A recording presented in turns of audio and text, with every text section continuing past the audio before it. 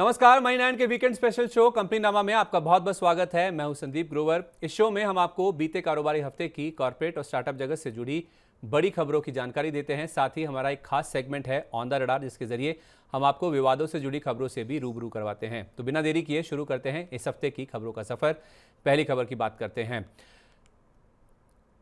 टाटा समूह की ज्वेलरी कारोबार से जुड़ी कंपनी टाइटन ने अपने ज्वेलरी ब्रांड तनिष्क को बांग्लादेश में लॉन्च कर दिया है। बीते शुक्रवार को कंपनी ने रिदम ग्रुप के साथ जेवी एग्रीमेंट किया है। इस जेवी के तहत तनिष्क की पूरे बांग्लादेश में उपलब्धता करवाई जाएगी। इस जेवी की शुरुआत बांग्लादेश के नारायणगंज में मैन्युफैक्चरिंग प्लांट खुलने से होगी। कंपनी ने इंटरनेशनल मार्केट्स में विस्तार से जुड़ी अपनी योजना के तहत ये कदम उठाया है। 1 जुलाई को टाइटन का शेयर करीब 1% की मजबूती के साथ 3,434 रुपये 95 पैसे के दिन की ऊंचाई के करीब जाकर बंद हुआ था। दूसरी खबर, राणे ग्रुप की होल्डिंग कंपनी राणे होल्डिंग्स के बोर्ड ने अपनी जापान की जेवी company Rane NSK steering systems यानी आरएनएसएस में बाकी बचा 51% हिस्सा खरीदने को मंजूरी दे दी है। राणे होल्डिंग्स के पास फिलहाल जेवी में 49% हिस्सेदारी है और बाकी बची 51% हिस्सेदारी के लिए एनएसके जापान को 45 करोड़ रुपए का भुगतान किया जाएगा। 1997 में राणे होल्डिंग्स ने एनएसके जापान के साथ मिलकर ये जेवी कंपनी बनाई थी। सौदा पूरा होने के बाद जेवी कंपनी का नाम बदलकर राणे स्टीयरिंग सिस्टम्स यानी आरएसएसएल हो जाएगा। इस डील से ग्रुप की स्टीयरिंग सिस्टम्स में एक्सपर्टीज बढ़ेगी। हालांकि एनएसके जापान के साथ करीब 2.5 दशक पुरानी डील जारी रहेगी, जिसके तहत एनएसके के साथ हुए टेक्नोलॉजी लाइसेंस और सप्लाई करार जारी रहेंगे। 1 जुलाई को शेयर 20% के ऊपरी सर्किट पर बंद हुआ और शेयर ने 1605 रुपए का 52 वीक हाई भी छुआ था। अगली खबर, दवा कंपनी वोकहार्ट के शेयर ने सोमवार 1 जुलाई को 823 रुपए 90 पैसे का 52 वीक हाई छुआ। दरअसल बीते शुक्रवार को कंपनी ने अपने प्रयोग में कैंसर की दवा के सफल इस्तेमाल की घोषणा की। इस घोषणा के मुताबिक यूएस में इस दवा से एक युवा कैंसर मरीज के इन्फेक्शन का सफल इलाज किया गया है। कंपनी ने दावा किया है कि इस दवा से डॉक्टरों को कीमोथेरेपी दोबारा शुरू करने में मदद मिली है। यूएस में ये एंटीबायोटिक WCK-522 या जेनिक के नाम से बिकेगी, जिसकी फिलहाल फेज 3 स्टडी जारी है, जो कि FY25 में पूरी होने का अनुमान है। स्टडी पूरी होने के 6 महीने के अंदर मैनेजमेंट ने कहा है कि वो मंजूरी के लिए अर्जी देंगे और अगले 8 से 10 महीने में दवा की बिक्री शुरू करेंगे। यूएस में दवा की कीमत करीब $15,000 है और मैनेजमेंट ने कहा है कि भारत में जेनिक को 85 से 90% डिस्काउंट पर लॉन्च किया जाएगा। भारत में FY25 अंत तक दवा की उपलब्धता संभव है। वहीं दवा की ग्लोबल बिक्री 2026 में शुरू होने की संभावना है। इस दवा की ग्लोबल बिक्री करीब $25 अरब होने का अनुमान है। 1 जुलाई को वोकहार्ट का शेयर 20% के ऊपरी सर्किट पर 823 रुपए 90 पैसे के स्तर पर बंद हुआ था। अगली खबर, सोमवार 1 जुलाई को रेलिगर एंटरप्राइजेस के 71 लाख शेयरों या 2% हिस्से की बड़ी बल्क डील हुई। 239 रुपए 5 पैसे के औसत भाव पर हुई इस बल्क डील की वैल्यू करीब 170 करोड़ रुपए आंकी गई है। इस बल्क डील के जरिए प्लूटस वेल्थ मैनेजमेंट ने अपनी हिस्सेदारी कम की है। इस सौदे के बाद प्लूटस वेल्थ मैनेजमेंट की कंपनी में हिस्सेदारी 6.07% से घटकर 3.97% हो जाएगी। इस बल्क डील में सोसाइटी जनरल ने कंपनी के 50,50,000 शेयर 239 रुपए के औसत भाव पर खरीदे हैं, यानी कि हिस्सा खरीद पर करीब 121 करोड़ रुपए की रकम खर्च की गई है। 1 जुलाई को रेलिगर एंटरप्राइजेस का शेयर 6.5% से ज्यादा की मजबूती के साथ 254 रुपए 90 पैसे के स्तर पर बंद हुआ था। अगली खबर, सोमवार 1 जुलाई की शाम को खबर थी कि पतंजलि फूड्स के बोर्ड ने अपनी पेरेंट कंपनी पतंजलि आयुर्वेद के नॉन फूड कारोबार को खरीदने की मंजूरी दे दी है। पतंजलि के होम और पर्सनल केयर यानी HPC कारोबार को कुल 1,100 करोड़ रुपए की रकम में खरीदा जाएगा और इस रकम का भुगतान कुल 5 चरणों में किया जाएगा। इस डील से कंपनी की FMCG कारोबार में पकड़ मजबूत होगी। बता दें कि पतंजलि का HPC कारोबार डेंटल, होम, स्किन और हेयर केयर नाम के 4 सेगमेंट्स में है। डील में HPC कारोबार की संपत्तियों और देनदारियों के साथ साथ लाइसेंसिंग करार भी शामिल है, जिसके तहत ब्रांड इस्तेमाल करने के लिए पतंजलि आयुर्वेद को टर्नओवर की 3% रॉयल्टी फीस का भुगतान किया जाएगा। माना जा रहा है कि HPC कारोबार की वैल्यू करीब 10 से 15,000 करोड़ रुपए संभावित है, जबकि सौदा मात्र 1100 करोड़ रुपए में हुआ है। HPC कारोबार का 2,771 करोड़ रुपए का रेवेन्यू, करीब 500 करोड़ रुपए का सालाना एबिडा और 18% के कामकाजी मार्जिन है। इस डील से पतंजलि फूड्स के रेवेन्यू में 8.5% और एबिडा में 32% का इजाफा होगा। 1 जुलाई को पतंजलि फूड्स का शेयर करीब 7.5% की मजबूती के साथ 1,710 रुपए के स्तर पर बंद हुआ। 2 जुलाई को खबर थी कि पतंजलि फूड्स के मैनेजमेंट ने 18 महीने में कामकाजी मार्जिन 20% करने का लक्ष्य तय किया है और ये भी कहा कि 3 साल में ऑयल और एफएमसीजी कारोबार का कुल आय में 50-50% योगदान होगा। 2 जुलाई को पतंजलि फूड्स के शेयर ने दिन के दौरान 1,764 रुपये 40 पैसे की रिकॉर्ड ऊंचाई को छुआ, पर क्लोजिंग करीब 0.25% की गिरावट के साथ 1,670 रुपये 30 पैसे के स्तर पर देखने को मिली। अगली खबर, पेंट बनाने वाली देश की सबसे बड़ी कंपनी एशियन पेंट्स को मैसूरू प्लांट की क्षमता बढ़ाकर 2 गुना करने के लिए कर्नाटका पोल्यूशन बोर्ड से मंजूरी मिल गई है। इस मंजूरी के बाद कंपनी के मैसूरू प्लांट की सालाना क्षमता 3 लाख किलोलीटर से बढ़कर 6 लाख किलोलीटर हो गई है। इस क्षमता विस्तार पर करीब 1,305 करोड़ रुपए का निवेश किया गया है। अच्छी बात यह है कि क्षमता बढ़ाने के लिए कंपनी ने बाहर से कोई कर्ज नहीं लिया है। कंपनी ने अपना सारा खुद का पैसा इस्तेमाल किया है। 1 जुलाई को एशियन पेंट्स के शेयर में करीब 1/4% की बढ़त के साथ 2,923 रुपये 20 पैसे के स्तर पर कारोबार की समाप्ति हुई। अगली खबर, हेल्थ केयर ग्लोबल एंटरप्राइजेस ने वाइजैग आंध्र प्रदेश में स्थित Mahatma Gandhi cancer hospital and research institute यानी MGCHRI का अधिग्रहण कर लिया है। यह अधिग्रहण 414 करोड़ रुपए की एंटरप्राइज वैल्यू में किया गया है। एंटरप्राइज वैल्यू में इक्विटी और कर्ज दोनों शामिल होते हैं। कंपनी की ओर से जारी स्टेटमेंट के मुताबिक शुरुआत में HCG इस कंपनी की 51% हिस्सेदारी खरीदेगी और अगले 18 महीने में अतिरिक्त 34% हिस्सा खरीदने की कंपनी की योजना है। बता दें कि FY23 में MGCHRI की 110 करोड़ रुपए की आय और 40 करोड़ रुपए का EBITDA था। वहीं प्रोविजनल आंकड़ों के मुताबिक FY24 में 120 करोड़ रुपए की आय और करीब 42 करोड़ रुपए का कामकाजी मुनाफा था। इस अधिग्रहण से HCG माइक्रो मार्केट में लीडर बन जाएगी। 1 जुलाई को हेल्थ केयर ग्लोबल का शेयर करीब 0.5% गिरकर 378 रुपए के स्तर पर बंद हुआ। अगली खबर, सोमवार 1 जुलाई को ऑनलाइन गेमिंग कंपनी नजारा टेक के 24 लाख शेयरों या करीब 3.25% हिस्से की बड़ी ब्लॉक डील हुई। 873 रुपए के औसत भाव पर हुई इस ब्लॉक डील की वैल्यू 210 करोड़ रुपए आंकी गई है। इस ब्लॉक डील के जरिए परिजाता ट्रेडिंग, गायना रिट्रीट एंड सर्विसेज और फैशन ब्रांड्स इंडिया नाम की 3 एंटिटीज ने 6-6 लाख शेयरों की बिकवाली की है। 872 रुपए के दाम पर ये शेयर 157 करोड़ रुपए में बेचे गए हैं, जबकि खरीदारों की बात करें तो TIMF होल्डिंग्स ने 12 लाख शेयरों या करीब 1.5% हिस्से की खरीदारी 105 करोड़ रुपए में की है। 1 जुलाई को नजारा टेक का शेयर 2% से ज्यादा की मजबूती लेकर 887 रुपए के स्तर पर जाकर बंद हुआ। अगली खबर, मंगलवार 2 जुलाई को बाजार बंद होने के बाद CDSL के बोर्ड ने 1:1 यानी हर एक शेयर पर एक बोनस शेयर जारी करने को मंजूरी दे दी।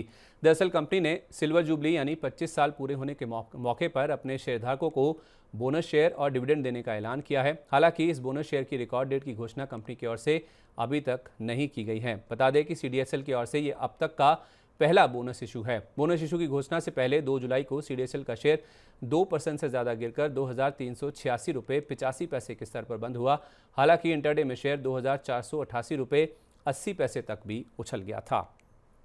अगली खबर, मंगलवार 2 जुलाई को खबर थी कि टेलीकॉम कंपनी वोडाफोन आइडिया को अपनी यूके की promoter company Vodafone group PLC से 2,000 करोड़ रुपए की इक्विटी फंडिंग मिल सकती है। हाल में ब्लॉक डील के जरिए बेची गई हिस्सेदारी के बाद वोडाफोन ग्रुप PLC के पास इंडस टावर्स की 3.1% हिस्सेदारी बकाया है। इस हिस्सेदारी की बेचने के लिए वोडाफोन ग्रुप PLC की भारती एयरटेल से बातचीत चल रही है, जो इंडस टावर्स में अपनी हिस्सेदारी बढ़ाकर 52% करना चाहती है। अगर ये डील हुई तो वोडाफोन ग्रुप PLC की ओर से भारतीय इकाई में निवेश किया जा सकता है और इस रकम से VI अपने इंडस टावर्स के बकाये का भुगतान कर सकती है। 2 जुलाई को वोडाफोन आइडिया का शेयर 3% से ज्यादा गिरकर 17 रुपये 5 पैसे के स्तर पर बंद हुआ था। अगली खबर, मंगलवार 2 जुलाई को अलाइड ब्लेंडर्स एंड डिस्टिलरीज के IPO के तहत जारी शेयरों की बाजार में लिस्टिंग हुई, जो कि ठीक ठाक रही। NSE पर अलाइड ब्लेंडर्स का शेयर 320 रुपये प्रति शेयर के भाव पर खुला, यानी कि लिस्टिंग हुई, जिसका मतलब यह हुआ कि इशू प्राइस से करीब 14% प्रीमियम पर लिस्टिंग हुई। इस IPO का इशू प्राइस 281 रुपये प्रति शेयर था। इस IPO को निवेशकों से रिस्पांस काफ़ी अच्छा मिला था। यह IPO कुल 25 गुना के आसपास भरा था, जिसके जरिए कंपनी ने कुल 1,500 करोड़ रुपए की रकम जुटाई है। कारोबार के अंत में अलाइड ब्लेंडर्स का शेयर 317 रुपए के स्तर पर बंद हुआ, जो कि 320 रुपए के ओपनिंग प्राइस से करीब 1% के डिस्काउंट पर था, पर 281 रुपए के इशू प्राइस के मुकाबले करीब 13% के प्रीमियम पर है। अगली खबर, बुधवार 3 जुलाई को व्रज आयरन एंड स्टील के IPO की बाजार में लिस्टिंग हुई, जो कि अनुमान से नीचे रही। NSE पर व्रज आयरन एंड स्टील का शेयर 240 रुपये प्रति शेयर के भाव पर लिस्ट हुआ, यानी कि इशू प्राइस से करीब 16% के प्रीमियम पर लिस्टिंग हुई, क्योंकि इस IPO का इशू प्राइस 207 रुपये प्रति शेयर था। गौरतलब है कि इस आईपीओ को निवेशकों से जितना अच्छा रिस्पांस मिला था उस हिसाब से लिस्टिंग नहीं देखने को मिली। यह आईपीओ कुल 126 गुना से ज्यादा भरा था। इस आईपीओ के जरिए कंपनी ने कुल 171 करोड़ रुपए की रकम जुटाई है। कारोबार के अंत में व्रज आयरन एंड स्टील का शेयर 252 रुपए के स्तर पर बंद हुआ, जो कि 240 रुपए के ओपनिंग प्राइस से 5% के अपर सर्किट पर था और 207 रुपए के इशू प्राइस के मुकाबले करीब 22% के प्रीमियम पर है। अगली खबर, मंगलवार 2 जुलाई को एचडीएफसी बैंक ने अपना जून तिमाही का शेयर होल्डिंग पैटर्न जारी किया, जिसके मुताबिक एफपीआईस यानी विदेशी पोर्टफोलियो निवेशकों की बैंक में होल्डिंग 55.54% से घटकर 54.83% रह गई है। एफपीआईस की होल्डिंग 55% की सीमा के नीचे जाने से एमएससीआई इंडेक्स में बैंक का वेटेज बढ़कर 7.2 से 7.5% हो सकता है, जो कि फिलहाल 3.8% पर है। एमएससीआई की रीबैलेंसिंग 13 अगस्त को होगी और सारे बदलाव 30 अगस्त से लागू होंगे। वेटेज बढ़ने से नुवामा का मानना है कि 6 दिन में शेयर में 3.2 से 4 अरब डॉलर का इनफ्लो आ सकता है। वहीं यूबीएस के मुताबिक 3 से 6.5 अरब डॉलर के इनफ्लो संभव हैं। 3 जुलाई को शेयर ने 1,794 रुपए की रिकॉर्ड ऊंचाई को छुआ और क्लोजिंग 2% से ज्यादा की बढ़त के साथ 1,767 रुपए 70 पैसे के स्तर पर हुई। शेयर होल्डिंग पैटर्न जारी होने के बाद 2 जुलाई को एनवाईएसई पर बैंक का एडीआर 4.5% की तेजी के साथ बंद हुआ था। 4 जुलाई को खबर थी कि मित्सुबिशी यूएफजे फाइनेंशियल ग्रुप यानी एमयूएफजी की एचडीएफसी बैंक के साथ चल रही बातचीत अटक गई है। एमयूएफजी की एचडीएफसी बैंक की कंज्यूमर लेंडिंग कारोबार से जुड़ी subsidiary company HDB financial services में छोटी हिस्सेदारी खरीदने के लिए बातचीत चल रही थी। माना जा रहा है कि हिस्सा खरीद के बाद एमयूएफजी की एचडीबी फाइनेंशियल सर्विसेज की बिजनेस स्ट्रैटेजी पर कंट्रोल को लेकर दोनों पक्षों में सहमति नहीं बन पाई है। 4 जुलाई को एचडीएफसी बैंक का शेयर 2% से ज्यादा गिरकर 1,732 रुपए के स्तर पर बंद हुआ था। 4 जुलाई की शाम को बैंक ने जून तिमाही के बिजनेस अपडेट्स जारी किए, जिसके मुताबिक बैंक की ओर से बांटे जा रहे लोन की राशि बैंक में आ रहे डिपॉजिट के मुकाबले कम रही है। जून तिमाही के दौरान बैंक ने कुल 24.87 लाख करोड़ रुपए के लोन बांटे हैं, लेकिन इस दौरान बैंक में 23.79 लाख करोड़ रुपए का डिपॉजिट ही आ पाया है। इस बीच खबर यह भी थी कि एचडीएफसी बैंक अपने लोन पोर्टफोलियो का कुछ हिस्सा बेचना चाहता है और इसके लिए बैंक की सरकारी बैंकों के साथ साथ एनबीएफसीज और बीमा कंपनियों के साथ बातचीत चल रही है। 5 जुलाई को एचडीएफसी बैंक का शेयर 4.5% गिरकर 1,649 रुपए 40 पैसे के स्तर पर बंद हुआ था। अगली खबर, बुधवार 3 जुलाई की शाम को आईटीडी सीमेंटेशन ने स्टॉक एक्सचेंजों को बताया कि कंपनी की एक promoter group company Italian Thai development company से एग्जिट करने की तैयारी कर रही है। दरअसल इस प्रमोटर की कंपनी से अपना निवेश निकालने की योजना है। मार्च अंत तक प्रमोटर्स के पास कंपनी की 46.64% हिस्सेदारी थी। कंपनी ने एक्सचेंजों को यह भी बताया कि बातचीत अभी शुरुआती दौर में है और हिस्सा बिक्री पर कोई फैसला नहीं हो पाया है। आपको बता दें कि आईटीडी सीमेंटेशन दरअसल the cementation company limited UK की भारतीय यूनिट है और 2004 में इस कंपनी की स्थापना के लिए इटालियन थाई ने शेयर परचेज एंड सेल करार किया था। थाईलैंड में लिस्टेड इटालियन थाई डेवलपमेंट कम से कम 4 साल से लगातार घाटे में है और पिछले साल कंपनी को 590 करोड़ रुपए से ज्यादा का घाटा हुआ था। नकदी के संकट से उबरने के लिए इस कंपनी ने बैंकों से फ्रेश लोन पर बातचीत की है, क्योंकि इस संकट के चलते कंपनी के कॉन्ट्रैक्टर और कर्मचारियों को पेमेंट में देरी भी हुई है। मार्च 2024 में ब्लूमबर्ग के हवाले से ये रिपोर्ट छपी थी, जिसके मुताबिक सितंबर 2023 अंत तक इटालियन थाई डेवलपमेंट पर 3 अरब डॉलर से ज्यादा की देनदारी थी। 4 जुलाई को आईटीडी सीमेंटेशन के शेयर में करीब 14% की गिरावट के साथ 494 रुपए पर कारोबार का अंत हुआ। हालांकि दिन के दौरान शेयर 17% तक भी लुढ़क गया था। अगली खबर, आइनॉक्स विंड की प्रमोटर आइनॉक्स विंड एनर्जी ने कंपनी में 900 करोड़ रुपए के निवेश की प्रक्रिया पूरी कर ली है। प्रमोटर की ओर से आए इस निवेश से कंपनी नेट डेट फ्री हो जाएगी, जिसमें प्रमोटर का कर्ज शामिल नहीं है। ऐसा इसलिए क्योंकि इस रकम से कंपनी की अपना टर्म लोन चुकाने की योजना है। कंपनी के सीईओ के मुताबिक कर्ज मुक्त होने से एक तो बैलेंस शीट मजबूत होगी, जिससे ग्रोथ को बढ़ावा मिलेगा, और दूसरा कंपनी के ब्याज खर्च में कमी आएगी, जिससे मुनाफा बढ़ेगा। आपको बता दें कि मई 2024 में आइनॉक्स विंड एनर्जी ने ब्लॉक डील के जरिए 151 रुपए के दाम पर कंपनी के 2.25 करोड़ शेयर या 5% हिस्सा बेचकर 400 करोड़ रुपए की रकम जुटाई थी, जिसे अब इस कंपनी में निवेश कर दिया गया है। 4 जुलाई को आइनॉक्स विंड के शेयर में 10% से ज्यादा की बढ़त के साथ 157 रुपए 15 पैसे के कारोबार पर क्लोजिंग देखने को मिली। हालांकि इंटरडे में शेयर 164 रुपए तक भी उछल गया था। अगली खबर, कुमार मंगलम बिरला की अगुवाई वाली देश की सबसे बड़ी सीमेंट उत्पादक company UltraTech cement CK Birla group की कंपनी ओरिएंट सीमेंट को खरीदने की दौड़ में दोबारा शामिल हो गई है। एक रिपोर्ट के मुताबिक दोनों कंपनियों के बीच बातचीत काफी आगे बढ़ चुकी है। माना जा रहा है कि यह सौदा 350 से 375 रुपए प्रति शेयर के भाव पर हो सकता है। हाल ही में इंडिया सीमेंट्स में 23% हिस्सेदारी का अधिग्रहण करने के बाद अल्ट्राटेक सीमेंट दक्षिण और पश्चिम भारत के मार्केट, खासकर महाराष्ट्र और तेलंगाना में अपनी मौजूदगी को मजबूत बनाकर अदानी सीमेंट से मिलने वाली चुनौती का मुकाबला करना चाहती है। गौरतलब है कि पिछले साल से अदानी समूह की ओरिएंट सीमेंट के साथ अधिग्रहण के लिए बातचीत चल रही है, पर दोनों ग्रुप्स के बीच वैल्यूएशन को लेकर सहमति नहीं बन पाई है। 4 जुलाई को अल्ट्राटेक सीमेंट का शेयर करीब 1% गिरकर 11,770 रुपये 5 पैसे के स्तर पर और ओरिएंट सीमेंट का शेयर मामूली बढ़त के साथ 306 रुपये 50 पैसे के स्तर पर बंद हुआ। हालांकि इंट्राडे में शेयर 322 रुपये 50 पैसे तक भी उछल गया था। अगली खबर, चेन्नई की डिजिटल एनालिटिक्स कंसल्टिंग और सॉल्यूशंस मुहैया कराने वाली कंपनी लेटेंट व्यू एनालिटिक्स ने डिसीजन पॉइंट की 70% हिस्सेदारी खरीदने की घोषणा की है। ये हिस्सेदारी $3.91 करोड़ में खरीदी गई है। बाकी बची 30% हिस्सेदारी अगले 2 सालों में खरीदी जाएगी, जिसके पे आउट को लेकर वैल्यूएशन पहले से ही तय किए जा चुके हैं। 2012 में स्थापित डिसीजन पॉइंट एनालिटिक्स के पास AI पावर्ड सॉल्यूशंस डेवलप करने का 1 दशक से ज्यादा का अनुभव है। 4 जुलाई को लेटेंट व्यू एनालिटिक्स का शेयर करीब ½ % की बढ़त के साथ 505 रुपये 55 पैसे के स्तर पर बंद हुआ था। अगली खबर, NBFC company Indiabulls housing finance ने खुद की रीब्रांडिंग की प्रक्रिया पूरी कर ली है।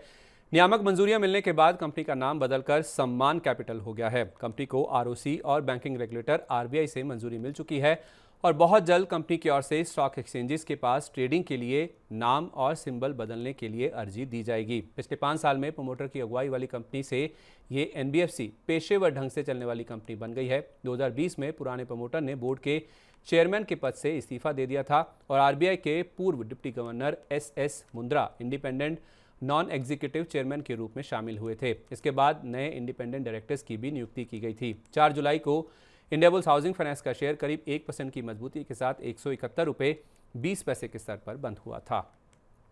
अगली खबर, रेमंड के बोर्ड ने अपने रियल एस्टेट कारोबार के डीमर्जर को मंजूरी दे दी है। रेमंड रियल्टी के नाम से कंपनी के रियल एस्टेट कारोबार की वैल्यू अनलॉकिंग के चलते डीमर्जर का फैसला लिया गया है। इस कदम के जरिए कंपनी की पूरे रियल एस्टेट कारोबार को एक जगह लाने पर फोकस और इस तरह कंपनी की नए निवेशकों और स्ट्रेटेजिक पार्टनर्स को आकर्षित करने की भी योजना है। शेयरधारकों को अपने हर एक शेयर के बदले में रेमंड रियल्टी का 1 शेयर मिलेगा। डीमर्जर की प्रक्रिया पूरी होने के बाद रेमंड रियल्टी की शेयर बाजार में अलग से लिस्टिंग भी करवाई जाएगी। FY24 में 1,593 करोड़ रुपए का रेवेन्यू और 370 करोड़ रुपए का EBITDA दर्ज किया था इस कंपनी ने। पिछले साल कंपनी ने अपने लाइफस्टाइल कारोबार का डीमर्जर किया था और उसे रेमंड कंज्यूमर केयर यानी RCCL में जोड़ने की घोषणा की थी। 5 जुलाई को रेमंड के शेयर ने 3,484 रुपये की रिकॉर्ड ऊंचाई को छुआ और करीब 10% के उछाल के साथ 3,233 रुपये 5 पैसे के स्तर पर बंद हुआ था।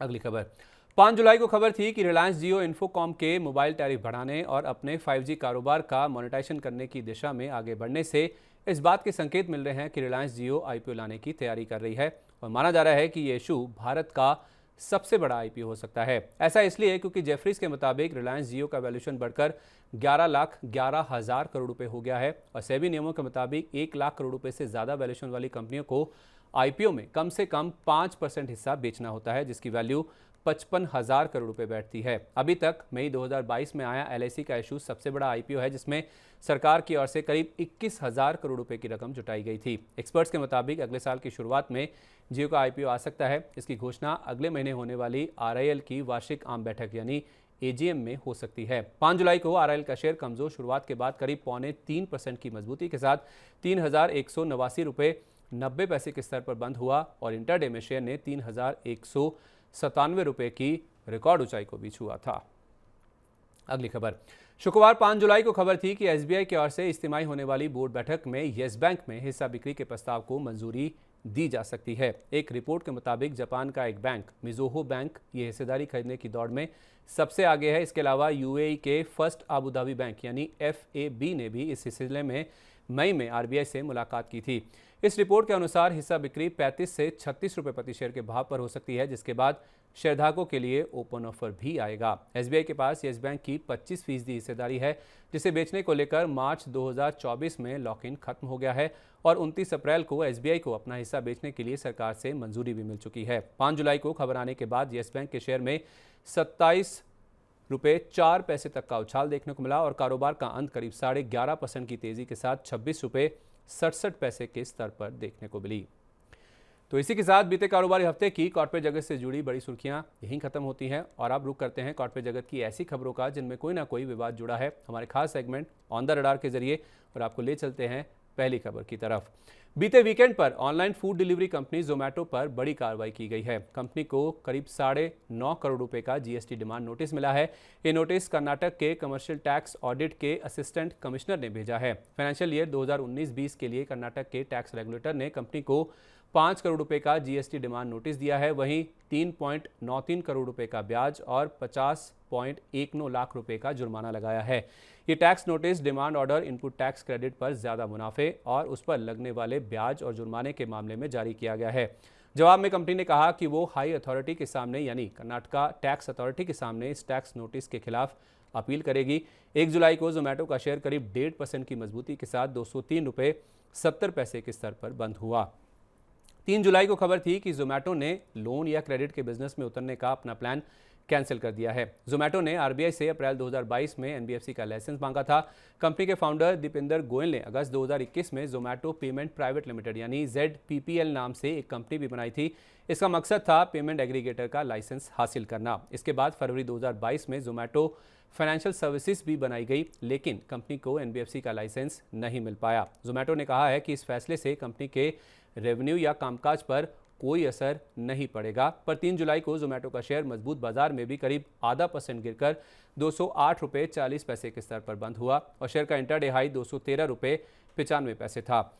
शुक्रवार 5 जुलाई को खबर थी कि कम मांग के चलते जोमैटो ने अपनी hyper local delivery service extreme को बंद कर दिया है। जोमैटो ने यह सर्विस पिछले साल अक्टूबर में शुरू की थी।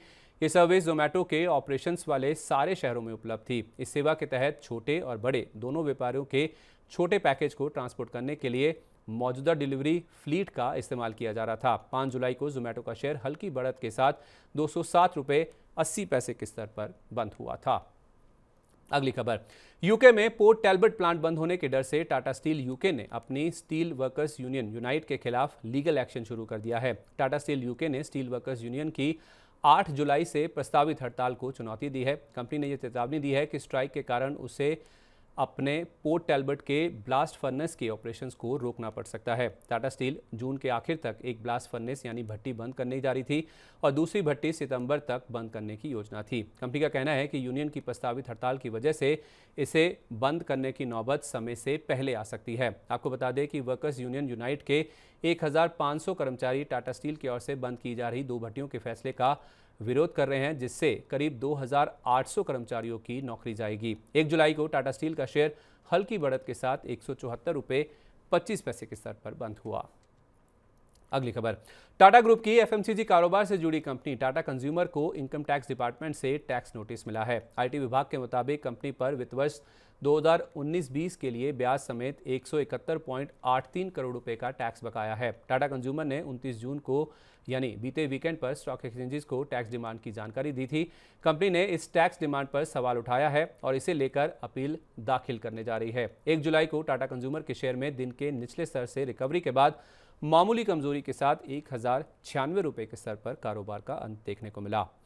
अगली खबर, जनवरी 2023 में आई हिंडनबर्ग रिसर्च की रिपोर्ट के करीब 1.5 साल बाद ये मामला फिर से तूल पकड़ने लगा है। दरअसल 2 जुलाई को अमेरिकी शॉर्ट सेलर हिंडनबर्ग रिसर्च ने कहा है कि 26 जून को मार्केट रेगुलेटर सेबी की ओर से उसे अदानी ग्रुप के शेयरों में शॉर्ट सेलिंग के मामले पर कारण बताओ नोटिस भेजा गया है। सेबी के इस नोटिस पर प्रतिक्रिया देते हुए हिंडनबर्ग रिसर्च ने कहा कि सेबी उन लोगों को चुप कराने की कोशिश कर रहा है जो भारतीय शेयर बाजार में हो रही गड़बड़ियों को उजागर कर रहे हैं। ये नोटिस 4 अन्य लोगों के अलावा यूएस के हेज फंड मैनेजर मार्क ई किंगडन को भी भेजा गया है। दरअसल हिंडनबर्ग ने आरोप लगाया है कि सेबी ने कोटक नाम को KIML के संक्षिप्त नाम से छिपा दिया और कोटक इंडिया अपॉर्चुनिटीज फंड यानी KIOF के बजाय के इंडिया अपॉर्चुनिटीज फंड का नाम रखा है। 2 जुलाई को अदानी एंटरप्राइजेस का शेयर करीब 1% गिरकर ₹3,150 पर और कोटक महिंद्रा बैंक का शेयर करीब 2.5% गिरकर ₹1,763.15 के स्तर पर बंद हुआ था।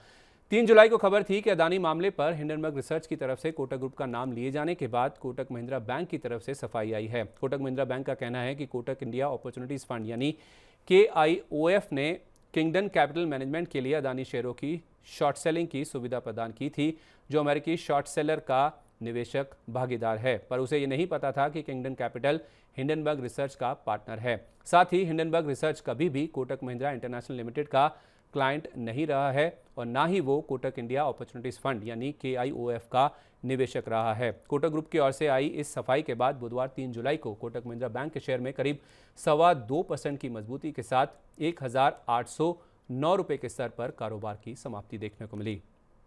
अगली खबर, मंगलवार 2 जुलाई को दिल्ली हाईकोर्ट ने स्पाइसजेट को कोर्ट के आदेशों का उल्लंघन करने पर फटकार लगाई है। कोर्ट ने 2 विमान और 3 इंजन वापस ना करने पर एयरलाइन को अवमानना नोटिस जारी किया है। दरअसल दिल्ली हाईकोर्ट ने स्पाइसजेट को 17 जून तक TWC कैपिटल को विमान और इंजन वापस करने का आदेश सुनाया था। इस मामले में स्पाइसजेट ने दावा किया है कि 2 विमान के फ्रेम वापस कर दिए गए हैं, जबकि 3 इंजन अभी भी सेवा में हैं और उन्हें बदल दिया जाएगा। हालांकि TWC कैपिटल ने एयरलाइन की आलोचना करते हुए कहा कि वो विमान को वापस लेने के लिए अपने पंख नहीं फड़फड़ा सकती और पूछा कि वो बिना इंजन के विमान को वापस कैसे उड़ा सकती है। बता दें कि TWC कैपिटल ने कंपनी से $1.6 करोड़ के बकाये की मांग की है। इस मामले पर अगली सुनवाई 9 जुलाई को होगी। 2 जुलाई को स्पाइसजेट का शेयर 1% से ज्यादा गिरकर ₹51.58 के स्तर पर बंद हुआ था। अगली खबर, पेटीएम पेमेंट्स बैंक यानी PPBL का auditor JC Bhalla and company के साथ विवाद चल रहा है। ऑडिटर ने कहा है कि PPBL को वित्त वर्ष 2023-24 के अकाउंट्स के सर्टिफिकेशन के लिए पहले क्वालिफाई करना होगा। ऑडिटर का यह फैसला पेटीएम पेमेंट्स बैंक की बिजनेस वायबिलिटी को लेकर चिंता बढ़ाने वाला है। ऑडिटर पहले ये स्पष्ट करना चाहता है कि कंपनी चालू अवस्था में है या नहीं। दरअसल ऑडिटर का मानना है कि RBI की ओर से लगाई गई रोक के बाद कंपनी का कारोबार लगभग ठप हो गया है। 3 जुलाई को पेटीएम के शेयर में करीब 1% की गिरावट के साथ 417.35 पर कारोबार का अंत देखने को मिला। अगली खबर, ICICI बैंक के नेतृत्व वाले बैंकों ने JP एसोसिएट्स यानी JAL की ओर से कर्ज के सेटलमेंट के लिए दिए गए संशोधित वन टाइम ऑफर या OTS को सिरे से नकार दिया है। संशोधित ऑफर को नकारे जाने को लेकर JAL के वकील ने एनक्लेट में जानकारी दी है। JP एसोसिएट्स पर बैंकों का 52,000 करोड़ रुपए का कर्ज बकाया है और कंपनी ने सेटलमेंट के लिए अपफ्रंट पेमेंट के ऑफर को 200 करोड़ रुपए से बढ़ाकर 500 करोड़ रुपए कर दिया है। साथ ही 16,000 करोड़ रुपए की बकाया रकम को OTS मंजूर होने के 18 हफ्ते के अंदर चुकाने का भी ऑफर दिया है। 3 जून को NCLT की इलाहाबाद बेंच ने ICICI बैंक की सितंबर 2018 में दाखिल अर्जी को मंजूरी दे दी थी, जिसे JAL ने एनक्लेट में चुनौती दी थी।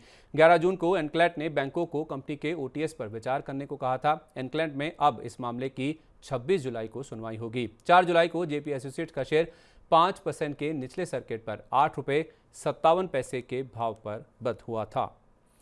तो कॉर्पोरेट जगत से जुड़ी इस हफ्ते की तमाम बड़ी खबरें हमने आपको बता दी हैं। अब आगे बढ़ते हैं और बात करते हैं स्टार्टअप स्पेस की स्टार्टअप अपडेट में और चलते हैं पहली खबर की तरफ। फर्स्टक्राई की पेरेंट कंपनी ब्रेनबीज सॉल्यूशन और सास प्लेटफॉर्म यूनिक कॉमर्स ई-सॉल्यूशंस को IPO लाने के लिए मार्केट रेगुलेटर सेबी से मंजूरी मिल गई है। इन कंपनियों ने जनवरी और मई के बीच में सेबी के पास IPO दस्तावेज जमा किए थे। फर्स्टक्राई की फ्रेश इशू के जरिए करीब 1,815 करोड़ रुपए जुटाने की योजना है। इसके अलावा मौजूदा निवेशकों की OFS के जरिए 5.4 करोड़ शेयर बेचने की भी योजना है। साथ ही यूनिकॉमर्स ई-सॉल्यूशंस की OFS के जरिए 2 करोड़ 98 लाख शेयर बेचने की योजना है। अगली खबर, संकट के दौर से गुजर रही एडटेक कंपनी बायजूस को NCLT से इस बार क्लियर वार्निंग दी गई है कि वो या तो कर्मचारियों को उनकी बकाया सैलरी दे या फिर ICAI से ऑडिट के लिए तैयार रहे। दरअसल बायजूस ने सैलरी में देरी के लिए फरवरी में राइट्स इशू के जरिए जुटाई गई रकम को एक्सेस ना कर पाने को जिम्मेदार ठहराया है। NCLT की बेंगलुरु बेंच ने कहा कि बायजूस फंक्शन कर रही है तो जाहिर है कि उसके पास रेवेन्यू भी आ रहा होगा। राइट्स इशू से जुटाई गई रकम को कंपनी एक्सेस कर पाए या नहीं, पर उसे एम्प्लॉयज़ की बकाया सैलरी का भुगतान करना ही होगा। यानी कि बायजूस या तो फंड्स की कमी को साबित करे या ऑडिट का सामना करें। बता दें कि बायजूस ने अप्रैल और मई की सैलरीज तो दे दी हैं, लेकिन फरवरी और मार्च महीने की पेमेंट अभी भी बाकी है। अगली खबर, एडटेक स्टार्टअप अनअकैडमी ने अपने करीब 600 कर्मचारियों की छटनी कर दी है। निकाले गए कर्मचारी कंपनी की टोटल वर्कफोर्स का करीब 10% हिस्सा है। सबसे ज़्यादा कर्मचारी टेक्नोलॉजी, मार्केटिंग और सेल्स टीम से हटाए गए हैं। बताया जा रहा है कि एम्प्लॉयज़ को अल्टीमेटम दिया गया था कि या तो वो खुद रिजाइन कर दे या टर्मिनेशन का सामना करे। ट्रैक्शन के मुताबिक अनअकैडमी में सितंबर 2023 तक 3,850 कर्मचारी थे, जो सितंबर 2022 की तुलना में 42% कम थे। इससे पहले अप्रैल 2022 में अनअकैडमी ने मैसिव कॉस्ट कटिंग एक्सरसाइज के चलते करीब 1,000 कर्मचारियों की छटना की थी। मार्च 2023 में भी 350 कर्मचारियों को निकाला गया था। अगली खबर, सोशल मीडिया प्लेटफॉर्म एक्स से मुकाबला करने के लिए शुरू किए गए देसी प्लेटफॉर्म कू ने अपने ऑपरेशंस बंद करने की घोषणा की है। कू को चलाने के लिए जरूरी फंड जुटाने में असफल रहने के बाद कू के फाउंडर्स ने इसे बंद करने का ऐलान किया है। एक वक्त ऐसा था जब कू के डेली एक्टिव यूजर्स के नंबर्स 21 लाख तक पहुंच गए थे। इतना नहीं, कंपनी के मंथली एक्टिव यूजर्स के नंबर्स भी 1 करोड़ पहुंच गए थे। 2021 में ट्विटर के साथ भारत सरकार के विवादों के दौरान कू को काफ़ी पॉपुलैरिटी मिली थी और सरकार की ओर से इसे खास प्रमोट किया गया था। उस समय कई कैबिनेट मंत्रियों, राजनेताओं और सरकारी विभागों ने भी कू पर अपने अकाउंट बनाए थे, लेकिन फिर से फाइनेंशियल प्रॉब्लम से जूझने लगी। कंपनी ने बताया कि टेक्नोलॉजी पर आने वाले खर्च और अनप्रेसिडेंटेड मार्केट कैपिटल इसे बंद करने की वजह रही है। इसके साथ ही फाउंडर्स ने कंपनी के कुछ एसेट्स को बेचने की भी इच्छा जाहिर की है। अगली खबर, ओएनडीसी अपने प्लेटफॉर्म पर बैंकों और फिनटेक फर्म्स को जोड़ने की तैयारी कर रहा है। अब तक HDFC bank, IDFC first bank और कर्नाटका बैंक के साथ साथ फिनटेक फर्म 5 ओएनडीसी से जुड़ने के लिए तैयार हो चुके हैं। बैंक्स और फिनटेक फर्म्स देश भर में फाइनेंशियली अंडर प्रिविलेज्ड एरियाज के छोटे ट्रेडर्स और रिटेलर्स को टारगेट करेंगे। उन्हें अनसिक्योर्ड पर्सनल लोन और GST based invoice loan available कराया जाएगा। अभी तक ओएनडीसी ई कॉमर्स के रूप में काम कर रहा था, लेकिन अब ये फिनटेक सेक्टर में उतरने जा रहा है। हालांकि अभी तक बैंकिंग रेगुलेटर आरबीआई की ओर से इसे मंजूरी देने को लेकर कोई सफाई नहीं आई है, जो अनसिक्योर्ड लोन को लेकर हाल में काफ़ी सख्त हुआ है। अब देखना यह होगा कि ओएनडीसी के सामने कैसे रेगुलेटरी चैलेंजेस आते हुए नजर आएंगे। तो इसी के साथ कंपनीनामा के आज के एपिसोड में बस इतना ही। इस हफ्ते का शो आपको कैसा लगा, नीचे कमेंट बॉक्स में अपनी राय हमारे साथ जरूर शेयर करें। अगर आपको इस हफ्ते का शो अच्छा लगा है तो अपने मित्र, सहयोगी, रिश्तेदारों को भी इस वीडियो का लिंक जरूर शेयर करें। तो अगले शनिवार की शाम को आपसे फिर मुलाकात होगी इसी समय नई खबरों के साथ। तब तक आप जुड़े रहिए मनी 9 के साथ। नमस्कार, शुभ रात्रि।